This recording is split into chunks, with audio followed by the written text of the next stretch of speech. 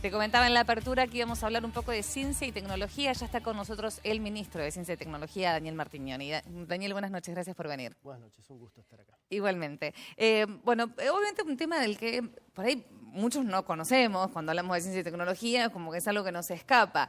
Y se está trabajando en muchas áreas. Sí. Y en muchas, no sé si es correcta la palabra, instituciones o institutos que se han creado que están atravesados por la ciencia y la tecnología. Sí, en realidad lo relevante de esta gestión en particular es que se creó el ministerio. Sí, eso no existía. Pone en un relieve distinto lo que la provincia hace para interactuar con lo que ya existe y con lo que se va creando. Eso es una cosa novedosa para esta provincia que se pone a tono con lo que pasa en la mayoría de los países. Se le da, no porque yo me dedique a eso y me toque estar ahora como ministro, pero la realidad es que todo lo que nos rodea de alguna manera a nosotros nos sirve de ayuda, o sea, toda la tecnología que se viene desarrollando cotidianamente es un instrumento que nosotros necesitamos y de alguna manera yo lo llamo con nuestro equipo la alfabetización en cuestiones que tienen que ver con el manejo de nuevas tecnologías y con cosas que no estamos acostumbrados a usar y que debemos aprender, desde el manejo de los celulares, que lo vamos adquiriendo en forma informal, y otras cosas que conviene aprenderlas desde chicos. Y eso nos va haciendo entrar en este mundo, ¿no? También es poner la mirada en las futuras generaciones, ¿no? En todo lo que ellos pueden transmitir y empezar a conocer a temprana edad para luego desarrollar otro tipo de conocimientos. Así es. Sí, de hecho, el ministerio tiene, digamos, un plan que tiene unos ejes muy claros. En particular, no es un ministerio que se dedica a la producción, pero sí siembra las semillas sobre una serie de cosas que de alguna manera ayudan al emprendedorismo. El emprendedorismo con innovación, con visión emprendedora, es algo que nosotros necesitamos ayudar a conducir a veces. Digo nosotros porque no me siento solo en esto, es un equipo y es nuestra interacción con universidades, centros de investigación, estas instituciones nuevas que se van creando. Eso, y con educación particularmente también. Eso nos pone, digamos, en condición de traer gente, vincularla con gente de nuestro territorio, hacer que gente de nuestro territorio se relacione, quien tiene una idea la pueda llevar a cabo, porque a veces tener una idea no es solo eso. Tal cual, muchas veces, lo hemos hablado mucho incluso con la gente de la Universidad de Tierra del Fuego, que a veces hay mucha gente que es creativa, que realmente tiene ideas superadoras, pero después hay que desarrollar todo un proyecto, hay que lograr la financiación, hay que ser ordenado en los números. O sea, hay un montón de cuestiones de logística que también es necesario aprenderlas. Y es casi la figura de enseñar a pescar. Claro. Digamos, la realidad es que nosotros, muchos de nosotros estamos formados, tenemos saberes. Hoy ya no es solamente útil tener un saber disciplinar, es saber cómo se relacionan la gente que tiene conocimiento de distintas disciplinas, porque la pregunta que me puedo hacer yo me la termina respondiendo un médico. Yo soy geólogo, aclaro eso. Me la puede estar respondiendo un médico o me la puede estar respondiendo un ingeniero.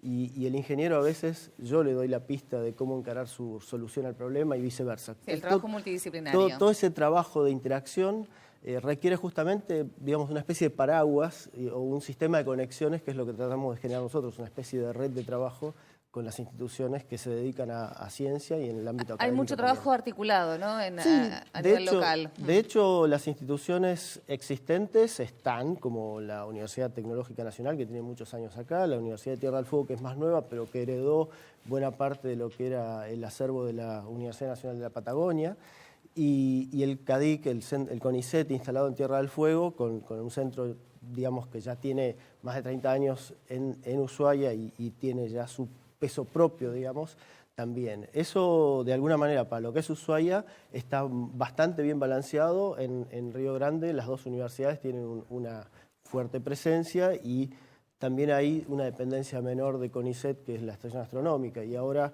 en esa búsqueda de balance, de presencia, de perfil de investigadores, la provincia entró en una iniciativa que es la creación del Centro de Investigaciones y Transferencia de Tierra del Fuego, junto con la universidad y con el CONICET, para justamente desarrollar eso también con peso en una sede que se creó en Río Grande. ¿Y puntualmente a dónde apunta el CIT? El CIT tiene en realidad una mirada sobre líneas que de alguna manera no se superponen con lo que ya hoy CONICET hace en Tierra del Fuego, que es lo que se hace desde el CADIC, y enfoca principalmente a temas de bioeconomía, energías renovables, agua y suelos, hábitat y ambiente urbano y desarrollo e investigación en software. Son todas líneas que de alguna manera podrían ser complementarias de algunas cosas que ya se hacen en la provincia, tanto en las universidades como en el mismo CADIC, pero en realidad apuntan, por su propia definición, el CITES investigación y transferencia, tienen necesariamente que tener las líneas que se desarrollen una bajada directa a la comunidad, al territorio, a una actividad o a un demandante usuario. Sí. Que realmente... O sea, es pensar en problemas de lo cotidiano, quizás. Exacto, son investigaciones aplicadas, si se quiere llamar así, si bien toda investigación en alguna medida surge de una pregunta, o sea que se busca tener una aplicación, ¿no? La disposición final de residuos. Por ejemplo, en lo que es hábitat y ambiente urbano entra bien, el manejo de suelos y trasladarlo al territorio como un proyecto ya específico. Y hasta eso interactúa con la visión bioeconómica de las cosas, porque mucho de la economía circular podría llegar a involucrar a los residuos en parte de ese aprovechamiento, y hasta la parte energética podría entrar también en esa línea. O sea, eso es lo interesante de todo esto, es no ver las cosas desde un espacio estanco, sino tener un poco el pensamiento lateral de buscar conectar las cosas, ¿no? ¿Y quiénes integran el CIT? O sea, ¿quiénes son estas personas que pueden pensar por el resto? Es una iniciativa que está trabajándose desde hace muy poco, y lo que llegamos a hacer hasta ahora, hasta una segunda reunión, es conformar el consejo asesor o directivo que va a asesorar a la dirección del CIT. Las personas que lo integran en realidad provienen de la física, de la computación, de la bioeconomía, de las líneas agronómicas, de las ciencias sociales también, porque queremos justamente tener una clara bajada hacia lo que es la relación entre las ciencias llamadas duras y la comunidad, digamos, a través de quienes puedan interpretar adecuadamente la visión de las ciencias sociales, desde la arquitectura. Y después 3 de los integrantes somos propios, o sea, hay 2 docentes de la Universidad de Tierra del Fuego, que es el ingeniero Iturraspe y el licenciado Korenblit, que están vinculados al CIT como representantes por la universidad, y yo particularmente por la provincia como geólogo. O sea, hay una visión bastante multidisciplinar. Amplia. Hay gente que viene de Buenos Aires y gente que somos de acá, y de Bariloche también, del Balseiro, el físico particularmente, y sin personalizarlo, es toda gente de muy buen nivel que tiene justamente esa mirada. Hay gente que se ha dedicado a crear instituciones, a tener una mirada amplia, a dirigir personal en distintos niveles de formación media y superior, o sea, superior, de grado y superior, quise decir, y bueno, y eso nos pone en una expectativa de poder crear, pues el CIT es una iniciativa que a 5 años nos permite crear una institución de investigación, o sea, estamos en ese proceso. En ese proceso de formación. La idea es que con algunas o la mayor parte de esas líneas previstas podamos arraigar una institución que desarrolle investigación desde Río Grande, pero con proyección a la provincia, como lo es el CADIC, ¿no? Que es un centro regional. Y todo esto, este trabajo que se puede hacer de generar conocimiento, de crear un montón de cosas, ¿cómo se puede aplicar a la industria, por ejemplo? Que hace mucho que se viene hablando del cambio de la matriz productiva, de dejar solo de mirar el hardware para empezar a realizar software. Bueno, eso en realidad tiene que ver con algo que es sencillo. Si uno puede promover algo o atender a una demanda. En realidad, y ahí entra también la creación del CENTEC, que es una institución que surgió particularmente de una demanda, o sea, la necesidad de calibrar equipos, de hacer control de calidad de ciertos dispositivos que se fabrican en Tierra del Fuego, desarrollar software también. Básicamente es eso, o sea, uno no puede inventar la pólvora si ya está inventada, pero lo que tiene que ir es viendo cómo innova o cómo adapta. Darle diferentes usos. Claro, cómo adapta a nuevos momentos y a un desarrollo futuro lo que se está haciendo. Justamente, hay un aspecto subdesarrollado, si se quiere, que es la producción de biomasa para consumo, o sea, lo que es producción de materias primas que generen alimento a futuro, que es las líneas de bioeconomía, se pueden orientar a eso, pero también en aspectos bioeconómicos tenemos generación de energía y un montón de otras cuestiones.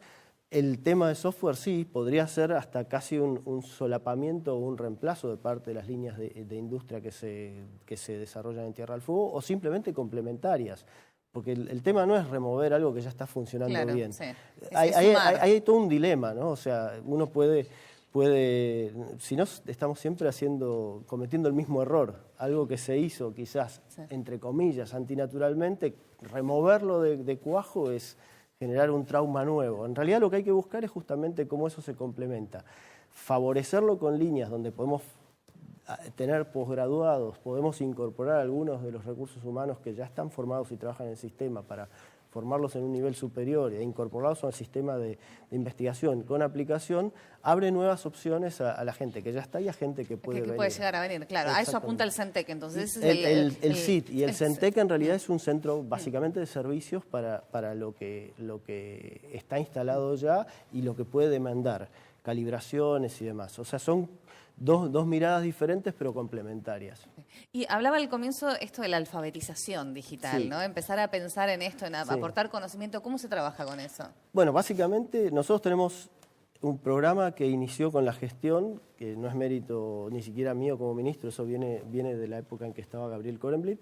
Se generó un virtuoso circuito de trabajo en robótica, por ejemplo, con proyectos de COFECIT que aplicó la provincia con el Ministerio de Educación y articulado con el Ministerio de Ciencia y Tecnología de la provincia para que se haga capacitación en robótica, docentes en las escuelas y que eso se anide como proyectos para que las escuelas sigan dando clases en robótica. O sea, plantar la semillita de está plantada la semillita y ya curiosidad. estamos, digamos, en una etapa en la que esa etapa se cumplió y ahora es empezar a monitorearlo y a seguirlo y a ver cómo las escuelas, de hecho mañana está yendo a llevarse parte de los kits de las segundas etapas de desembolso de los fondos como para seguir, digamos, terminando de equipar las escuelas a las que se proveyó con esos robots. A la par de eso hay dos instancias distintas, una que era enfocada a escuelas rurales, con el mismo criterio, pero trabajando específicamente en escuelas rurales, lo otro fue apoyando escuelas urbanas en las 3 localidades. Y hay una tercera etapa de desarrollo de proyectos en robótica que apunta a las escuelas, a la enseñanza especial. O sea que con distintos programas y orientaciones adaptados se adaptó a cada uno de los niveles educativos o tipos de enseñanza el acercamiento de las tecnologías que tienen que ver con robótica, que es un poco el acercamiento a la ingeniería y un poco el acercamiento al manejo de software, porque los robots en sí no solo son elementos mecanizados y con movimientos con energía, baterías y demás, sino que hay programaciones particulares con las cuales uno puede hacerlo funcionar. Entonces hay una doble línea de aprendizaje en el manejo de software y en el manejo de la parte tecnológica ingenieril.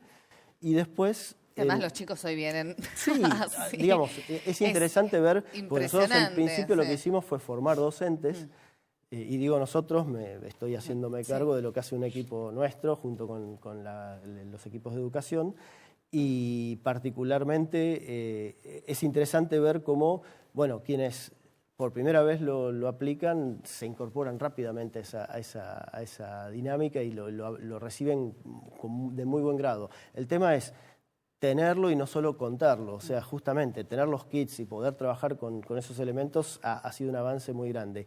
Y una variante lateral de esta oportunidad fue que desde el Ministerio se trabajó también con, por ejemplo, con propuestas de robótica en los barrios, o sea, como una cuestión, como una externalidad positiva, se puede decir, se llevó ese programa a trabajar en barrios de Ushuaia, en este caso ya iremos eventualmente a Río Grande, a trabajar con robots, y ya no solo con niños, sino las familias, la gente que asiste a algún centro barrial y demás, se hicieron demostraciones, se hicieron presentaciones y se pudo trabajar con eso. La idea es que el Ministerio esa extensión la pueda seguir haciendo en un perfil, digamos, lateral y continuo de lo que se hace. Abrir un poco la ciencia a todos. A ver, eso lo que despierta es inquietudes. Uno ve lo que sabe, lo que no sabe por ahí no le llama la atención. Entonces tiene recelo. Tiene que, sí, o digamos, no llama la atención. Entonces, en la medida que uno le va despertando inquietudes, quizás tenemos ahí un potencial ingeniero, un potencial mecánico, alguien que le guste Nunca se esas sabe, cosas. pero está bueno poder descubrirlo. Gracias, ministro, por la Un visita. placer. Bien, nos vamos al último... No, nos queda uno más todavía. Nos vamos a un corte y un ratito vamos a estar con nuestra columnista jurídica, la doctora Gabriela Yuba, hablando de un caso muy interesante. Ya volvemos.